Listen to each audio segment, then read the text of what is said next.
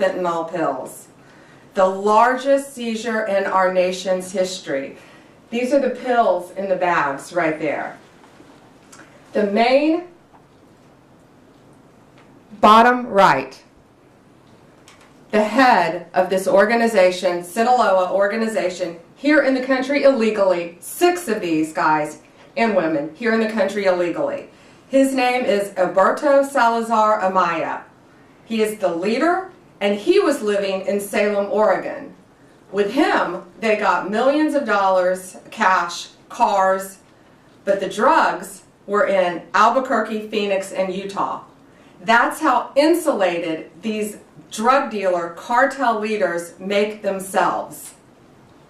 This was an incredible operation, and that's why I wanted all of you here behind me.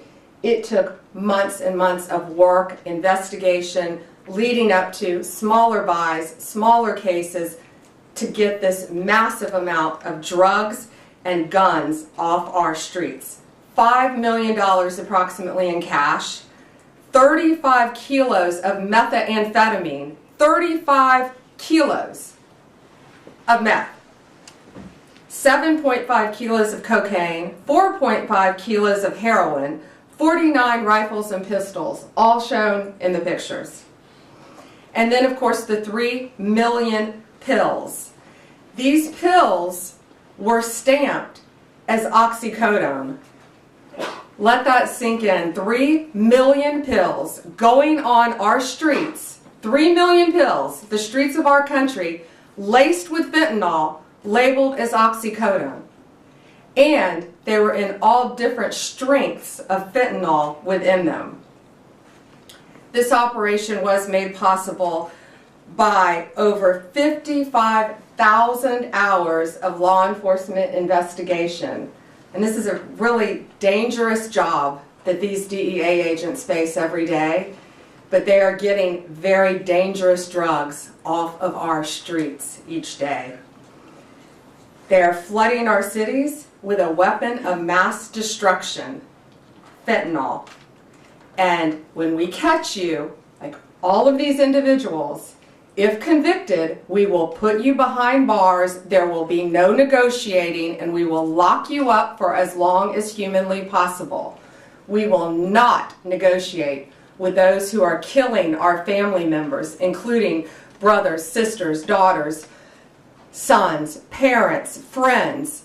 Everyone in this room, I guarantee you, knows someone who has been afflicted with drug addiction, and many who have known someone who has lost a loved one because of this trash on our streets. The precursors are made in China. It was sent to Mexico and came right in our country. And again, 6 of these individuals were here illegally. That won't shock you. And we're running a massive, massive drug operation. This kind of success doesn't happen without extraordinary leadership. And I want to personally thank my friend, DEA Principal Deputy Administrator Rob Murphy, DEA El Paso Division Chief Agent in Charge Omar Arirella. I'm killing your name, Omar. Okay. And U.S. Attorney, where's Ryan? Ryan Ellison. I also want to thank again the brave men and women of law enforcement. Last week I joined them at a DEA laboratory, and we went there, and it was truly remarkable what we saw, how quickly these cartels can manufacture and make fentanyl powder and put it into these pills. But people need to know, parents need to know, kids need to know, this fentanyl, this bus, these 3 million pills were oxycodone. They put this in Xanax, they put this in Adderall, they put this in Molly, the date drug or the party drug, something called Molly. They put it in cocaine, and they put it in marijuana. And it is to get you so highly addicted that you can't get off it. 75,000 Americans are dying each year because of fentanyl. 75,000. And that's why this is so important today. You've got to spread the word. If you know anyone who is taking any recreational drugs, they need to be extremely careful, because there is a very high likelihood it could be laced with fentanyl. And that's one of the reasons 75,000 Americans are losing their lives each day. It is the #1 cause of death for individuals between 18 and 34 in our country. More seizures are coming, more arrests are coming. I guarantee you that. And these dealers, these sellers, these street-level sellers better look out, because we will not be negotiating with you. We will bring you to justice, and we will not stop until this poison is off of our streets in our country.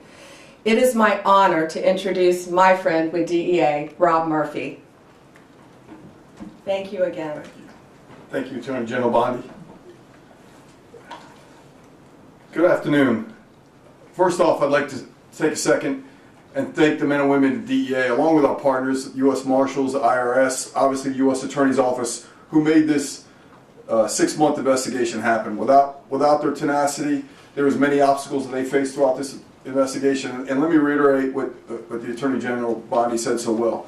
This was a major drug trafficking organization led by Alberto Salazar Amaya, operating in the United States with no regard at all for the disruption to families, addiction, and ultimately death that was probably caused for the distribution. That nearly $5 million in cash represents poison that was distributed throughout at least 6 states that we were able to identify in this country, and who knows where it went when it was sold to that first level. Obviously a major organization. This team was able to infiltrate the organization at every level. We knew how the drugs were being brought into the U.S. We've identified the main players in Mexico who belong to the Sinaloa Cartel, who was recently designated by this administration as a foreign terrorist organization. We are exploiting them at every level. We continue to do that. We expect more out of this investigation. Could not be more proud of the men and women that put their lives on the line every day, doing this job, working through the obstacles to make sure that the communities they live in, the communities we all live in, continue to be as safe they can be. So thank you, Attorney General Bondi, for giving us the attention it needs, and look forward to seeing what happens in the future. And so with that, I'd like to introduce U.S. Attorney Ryan Ellison. Well, good afternoon, everyone. My name is Ryan Ellison, and I'm the United States Attorney for the District of New Mexico. I'm going to give you a brief overview of the investigation that dismantled one of the largest and most dangerous fentanyl operations in United States history. This case involved coordinated efforts from federal, state, tribal, and local law enforcement agencies across multiple states. As a result of this ongoing investigation, 16 individuals have been arrested, including the alleged leader, Heriberto Salazar Amaya, an illegal alien from Mexico with 2 prior removals and direct ties to the Mexican cartel. In Albuquerque alone, authorities seized staggering quantities of illegal drugs and assets, including over 2.7 million fentanyl pills, 11.5 kilograms of concentrated fentanyl powder, 7 pounds of methamphetamine, multiple kilograms of heroin and cocaine, 41 firearms, to include ghost guns and weapons modified for automatic fire, more than $600,000 in cash, and numerous luxury vehicles. This sophisticated fentanyl and narcotics distribution network spanned New Mexico, Arizona, Nevada, Oregon, and Utah, and was responsible for distributing lethal narcotics throughout the western United States. The sheer scale and potency of this fentanyl is sobering, with enough lethal doses to kill countless Americans. All defendants faced serious federal charges related to conspiracy and distribution of fentanyl, along with additional charges for firearms offenses and immigration violations in certain cases. I would like to thank the DEA's El Paso division, primarily the Albuquerque field office, as well as many other DEA field offices across the western United States, our local and federal partners, and the assistant U.S. attorneys that are prosecuting this case. Together, we have sent a clear message. We will not tolerate those who profit from poisoning American citizens.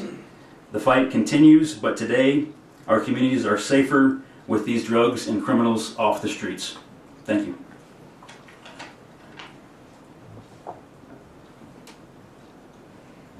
I just want to add one thing. I was briefed before this by all of the agencies together, and the coordination with the AUSAs and DEA and the law enforcement agencies is truly remarkable. Thank you all. And again, be safe out there every day. They're out there risking their lives every day to save us and keep us safe. So thank you all.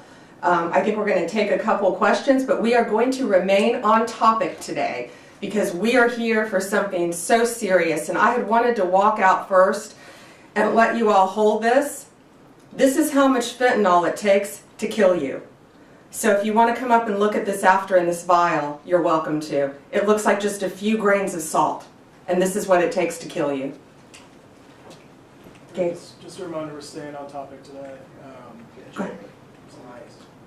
Madam Attorney General, I was wondering if you're seeking to deport the 6 illegal aliens who are here, or to charge them first and then seek to deport them. I know there's been a number of high-profile arrests you guys have made where you've made the decision to just go after deportation versus criminal trafficking. This guy is the leader. He's the #1 guy. And I want them to stay in our prisons as long as possible. I have no desire to send them back to Mexico because they were coming across our border illegally. No longer will they be able to do that. But the amount of drugs, the amount of money, the amount of weapons, most of these individuals, if convicted, will remain in American prisons. Perhaps Alcatraz. Mary Margaret, Daily Wire. Thank you, Attorney General Bondi. Can you give us more information on some of these individuals up there, and can you also share whether you've had any success in getting the Mexican government to help you extradite any of these cartel members? We will be hopefully working with them on one soon. But yes, Mexico has been cooperating in the past. I think we extradited 29 here to our country to face charges when it's some of the top cartel members in our nation's history, some of the worst of the worst. And we brought them here. One, in fact, is at the Kiki Camareno, right? The one, I can't think of his name. He killed Raphael, yeah. He killed Kiki Camareno, a DEA agent in the 80s. And Kiki Camareno's widow and son family had been trying to get this guy back since the 80s and could not do it. And President Trump, working hand in hand with Mexico, was able to get him back to this country. And we spoke to Kiki Camareno's widow and son, and they were both in tears. His son is now a judge, and his son had his father's handcuffs and had them engraved. And I think at some point that monster who tortured and murdered his father will be wearing those handcuffs. But he's now in American custody, along with, I think, 28 others that we were able to extradite with President Trump working with Mexico to stop this really reign of terror and this poison coming into our country. I think we have time for one more. Jake. You said that these individuals will not be deported. Can you tell us any specifics on charges and any specifics on the investigation on how this actually went down, how they were captured? So the investigation is ongoing.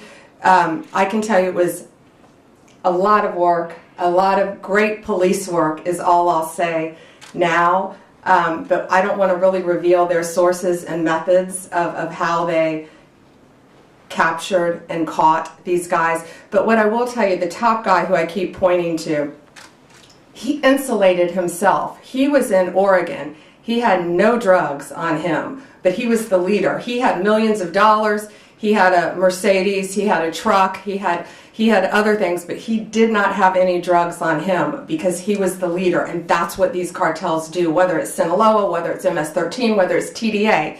The highest leaders insulate themselves. Just like the TDA guy, you may have been with us in Virginia. When we arrested him, not even half an hour away from here, he didn't have any drugs on him either. That's what they do. They live among us. They live in neighborhoods because they are the top level. So what will the charges be on that? Oh, I'm sorry. Multiple, what are the charges, guys? The multiple drug trafficking, conspiracy to traffic, multiple drug charges. but depending on the time, they need to serve their time in an American prison to keep them off the streets, and who knows where they would go next. They are part of one of the largest drug trafficking organizations and one of the most frightening cartels. Alana, last Go one. ahead. How are you making the decision about whether to put on trial in the U.S. defendants who are living in the U.S. illegally? You said you want this man to stand trial in the U.S., but in another case, someone who was alleged to be a top MS-13 member, the department moved to dismiss that case and is going to deport that person. How are you making that decision about whether to bring? Based on the time that they can receive in prison. These people are all facing substantial charges, maybe that might change down the road, and they all are innocent until proven guilty. If convicted, though, they're facing a substantial amount of time in prison, and there's a very big risk. We all know releasing someone, especially to Mexico, sending them back to Mexico. Who knows? They could attempt to get through our borders, not under Donald Trump, I doubt. But they're also part of a major drug trafficking ring in Mexico. So sending them back to Mexico to continue on with their drug business isn't going to happen under this administration. Thank you guys so much. Thank you all. And if you want to see this, Alana, you may have seen this before, but if you all want to see this, it really puts it in perspective how deadly this stuff is. And that's what I wanted you all to see. Thank you all.